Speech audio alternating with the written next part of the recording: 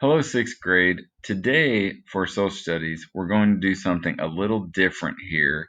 We're going to introduce our new unit about Islam and the Middle East by looking at a series of comic strips. And what we're going to do with those comic strips is we're going to try to write some information that we think goes in these purple areas. So, real quick, just to give you a background. Again, the unit is going to talk about the religion of Islam, and it's obviously going to talk about geographically where we currently call the Middle East, countries located in the Middle East. And the conversation over the next couple of days is going to be specifically about religious stuff. So it's going to be things related to Islam and how they compare to Christianity and Judaism, and things that they have in common and things they don't have in common. Now, the first thing to tell you about what's on the screen here is we're going to talk about from this cartoon what's known as the pillars of Islam, which are like the five major rules. I wouldn't call them similar to the commandments, but there are five of them. And for each of the five, Islamic people, Muslims, are supposed to do something, or they're supposed to follow some form of rule. So, like I said, what we're going to do is we're going to look through the comic strip here. I'm going to just read it to you and you can see it as we go. But as you see each of these pillars explained, I want you in the notebook to try to write down what you think Muslims have to do for that rule or for that pillar.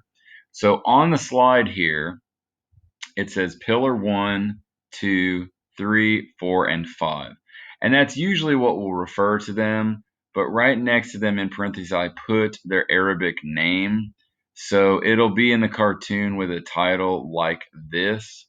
So you'll see next to it that that's what I consider the same numbered pillar. So again, as we go through the cartoon here, in your notebook, you can just put pillars of Islam and what you think pillar 1, 2, 3, 4, and 5 are. Okay, so I'll give you an example real quick. This is what the first slide looks like. The story itself is actually a conversation between one kid who is Muslim and the other, his friend who he's talking to, which is Catholic. So they're just having a conversation about religious stuff. And this kid who is Islamic is just telling his friend about things they have to do related to the five pillars. So if I go back again, as we go through the comic and you see the name mentioned, and you know that they're talking about pillar 1 or pillar 3 or pillar 5, whatever it is, I want you to write down what the kid mentions they have to do or what you think they have to do based on his description. Okay, so let's go through this. Let's read and look at this comic strip. There's a couple slides that go with it. And as you're listening and as you're looking, let's write down what you think Muslims have to do for each pillar or each rule. Okay, the five pillars of Islam. The first pillar is called Shahada, or belief. I had to perform this recently in front of a group. I was totally nervous. Shahada is the Islamic statement of faith, where one publicly declares, "There is no God but Allah, and Muhammad is his prophet." I remember how an older man came up to me afterward and said, "You have performed the Shahada. You are now truly a Muslim, a follower of Islam." I wonder if that's anything like confirmation with Catholics. I mean, it's something I did last year and it sounds kind of the same. The pillar of Salah, or prayer, asks us to perform prayers 5 times a day. The times these are to be performed are, and if you guys notice, some of the letters are missing, but that's okay. Morning, midday, halfway between midday and sunset, sunset, an hour after sunset. And the worshippers should always face the city of Mecca. I've seen my father perform these wherever he happened to be. The important thing is, or isn't where you do them, but when. Okay, now we're on to another one here. I'll move this. The pillar of zakah, or charity, comes from the belief that all things belong to Allah, or God. My dad says that our way of honoring this pillar is to be generous with what we can give to the less fortunate, even if it's a small meal. Mhm.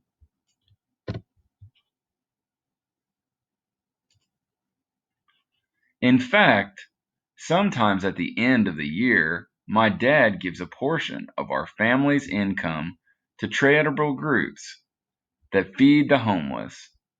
This is something lots of Muslims do.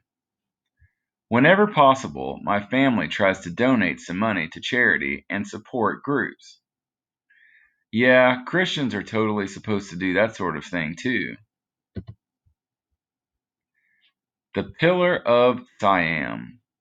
The Pillar of Siam tells us to fast during the holy month of Ramadan.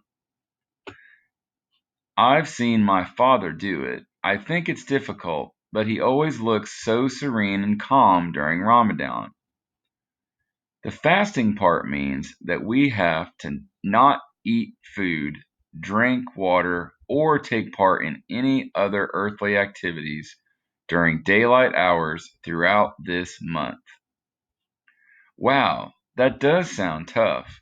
It kind of sounds like the season of Lent for us when we can't eat meat on Fridays, as well as a bunch of other traditions. Yeah, but fasting is a pretty small sacrifice if you think about it. All right, the last one here, the Hajj. So the fifth pillar is Hajj, or pilgrimage. It describes how every Muslim that can do it has to visit Mecca at least once in their lifetime.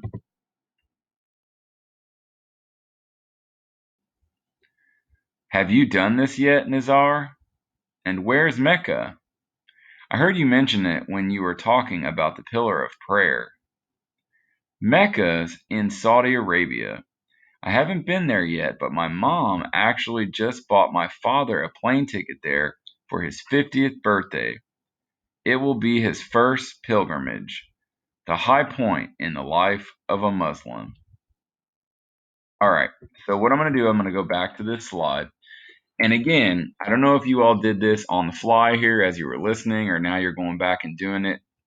But as you listened to the story and the headings kind of were in the bottom box when they started talking about a new pillar, pillar one is mentioned, pillar two, three, four, and five. Obviously, the last one, the Hajj here. So, what I want you to do, you can definitely go back and listen to it if you missed one, but I want you to listen to what the kid tells his friend about each one of these pillars or the examples that they give as far as what you're supposed to do for that pillar. So in your notebook, it'll just say the pillars of Islam. And right here, you don't have to write the in parentheses part if you guys don't want to, because I'm not really going to refer to them as that except the Hajj, because that's a pretty well known pillar. But if you just call them one, two, three, four, and five, that's fine. So in this space, you want to write down what things they're supposed to do for that rule or for that pillar. What things are they supposed to follow? Any kind of traditions they're supposed to do, any kind of ceremonies they're supposed to do, or just any kind of works they're supposed to do. Okay. As far as your answers, you can submit your answers to me just via email if you want, whether you've been doing it through email or Google Classroom. If you're writing them in the notebook and you just want to go ahead and send me the image of your notebook page just so that I know you actually did all five of them or what you wrote for all five, that's perfectly fine too. Okay. We're going to continue this conversation about Islam and again, kind of some of their beliefs and how they compare to Judaism and Christianity over the next couple of days. And then we'll start talking more specifically about the Middle East, and just different things with Islam or Islamic inventors and all kinds of different things. Okay. So hopefully you all are staying well out there. Be safe, and we will talk to you real soon. All right. Bye.